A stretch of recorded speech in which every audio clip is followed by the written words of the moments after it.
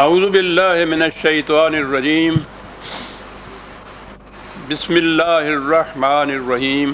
عزیزان من، آج ستمبر 1984 کی 21 تاریخ ہے اور درس قرآن کریم کا آغاز سورہ التطفیف کی ابتدائی آیات سے ہی ہو رہا ہے، اگرچہ اس کا آغاز سابقہ درس میں ہو گیا تھا۔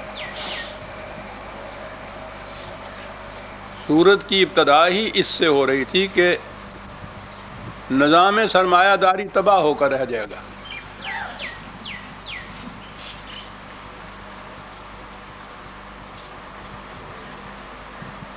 یہ چیز، یہ اعلان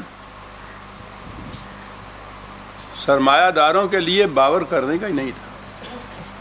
وہ اسے باور ہی نہیں کر سکتے تھے کہ کیا کہا جا رہا ہے۔ اکنامکس کے طالب علم جانتے ہیں کہ ابتدا میں غلامی کا عہد ہو، جاگیرداری کا نظام ہو، پھر اس کے بعد یہ کیپٹلزم کا نظام ہو، یہ سارے نظام حقیقت میں سرمایہ داری ہی کی مختلف شکلیں ہیں۔ تو انسانوں کی تاریخ میں اتنی صدیوں سے بھی زیادہ عرصے سے ایک نظام کامیاب ہی نہیں، مسلط چلا آ رہا تھا۔ کوئی دوسرا نظام پنپ ہی نہیں سکا اس کے مقابلے میں، اور پھر یہ اتنا عالمگیر ہو گیا تو ساری دنیا میں یہ پھیل گیا ہوگا۔ اس کے متعلق یہ کہنا، اور آج سے 1500 سال پہلے کہنا قریباً، کہ یہ نظام تباہ ہو جائے گا، خدا ہی کہہ سکتا تھا، اور یہ کبھی اس کو باور کرنے کے لیے تیار ہی نہیں ہو سکتے تھے۔ آج تیار نہیں ہیں، وہ تو دور ہی اور تھا ابھی اس سے پہلے۔ لیکن ابھی میں عرض کروں گا قرآن نے بتایا کیا ہے۔ کہا یہ کہ یہ لوگ سمجھے بیٹھے ہیں کہ یہ جو کاروان انسانیت کے راستے میں اس طرح رکاوٹ بن کے بیٹھے ہوئے ہیں، کیا بات ہے قرآن کی، یہ انسانیت کو آگے ہی نہیں بڑھنے دیتے۔ سرمایہ دار اس دور میں جب کہ یہ نظام سرمایہ داری یوں کہیے کہ تاریخ میں اپنے عروج پہ پہنچا ہوا ہے، آج بھی اگر آپ دیکھیں گے تو 1% بھی نہیں ان کی تعداد ہوگی۔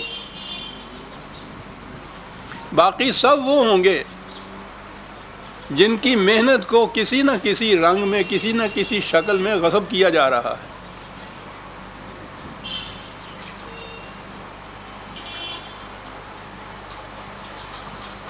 تو یہ جو 1% یا جتنا بھی آپ سمجھیں اس سے بھی کم ہے، یہ ہیں کیا؟ انسانیت کے راستے میں روڑے بن کے اٹکا رہے ہیں، آگے نہیں بڑھنے دے رہے۔ 2-4 ہزار سال پہلے بھی جہاں محنت کش مزدور غلامی کی، محکومی کی حیثیت برداشت کر رہا تھا، مفلسی، غریبی، اسی میں آج ہے یہ، اس کو آگے ہی نہیں بڑھنے دیتے۔ یہ میں نے کہا تھا نا کہ قرآن نے جو ویل للمطففین کہا ہے، تطفیف جو ہے عربی زبان کے اندر اونٹنی کا ایسا بچہ جان دینا جو ناتمام ہو۔ قرآن تو ایک لفظ کے اندر اتنی بڑی حقیقت بیان کر جاتا ہے۔ اونٹنی کے پاؤں باندھ دینا کہ یہ اپنی رفتار سے نہ چل سکے، یہ ہے لفظ تطفیف۔ مطفف وہ ہیں جو یہ کرنے والے ہیں۔ ناتمام بچہ دینے سے تو وہ اونٹنی کا بچہ تو اونٹنی وہ بن نہیں سکتا، پاؤں باندھ دیے جائیں تو اپنی رفتار سے چل نہیں سکتی۔ انسانیت کی یہ چیز شکل کرنے والے ہیں یہ لوگ جو نظام سرمایہ داری کے حامل ہیں۔ تو یہ جو کہا ہے کہ یہ ان کے راستے میں یہ رکاوٹیں بن کے کھڑے ہیں، انسانیت آگے ہی نہیں بڑھ سکی۔ آج بھی بھوکے ننگے مفلس بیکار بیچارے رونے چیخنے والے، ان کو دیکھیے تو ان کی تعداد کے اعتبار سے اس قدر زیادہ کثرت ہے، کثرت ہی ان کی ہے، انسانوں کی آبادیاں ہی وہی نظر آ رہی ہیں، ان کو آگے نہیں بڑھنے دیا۔ جہاں وہ 10,000 سال پیشتر، بلکہ اس سے بھی پہلے جس مقام کے اوپر وہ تھے وہ آج بھی اسی مقام پہ ہیں، ان کو آگے بڑھنے ہی نہیں دیا انہوں نے۔ کہا کہ یہ سمجھتے ہیں، یہ سمجھے بیٹھے ہیں کہ ہمیں راستے سے کون ہٹا سکتا ہے۔ الا یظن اولئک انہم مبعوثون، انہیں معلوم ہونا چاہیے کہ یہ راستے سے ہٹائے جائیں گے۔ لیوم عظیم، ایک انقلاب عظیم آئے گا، ایک دور آئے گا۔ یوم کے معنی دور یہاں کریں تو زیادہ بہتر ہوگا۔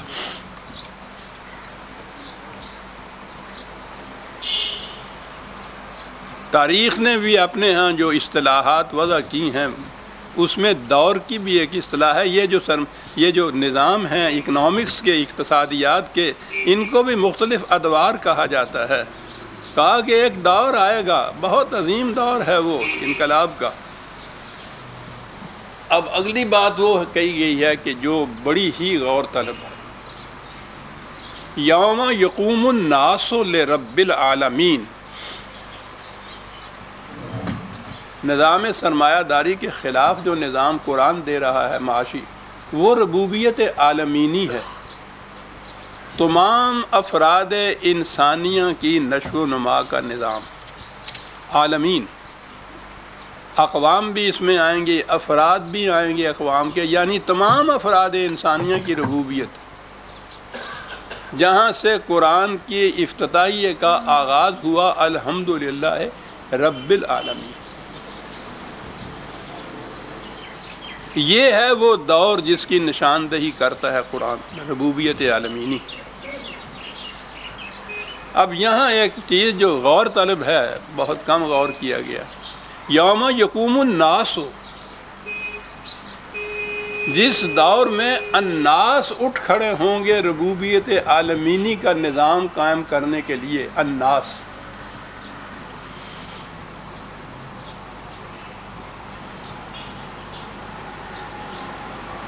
الناس انسانوں کو کہتے ہیں، لیکن آج سمجھنے کے لیے جو اصطلاح دی پیپل جس کو کہا جاتا ہے، اس کا کانسیپٹ، اس کا تصور کچھ اس قسم کا ہے۔ پیپل، عوام، جمہور،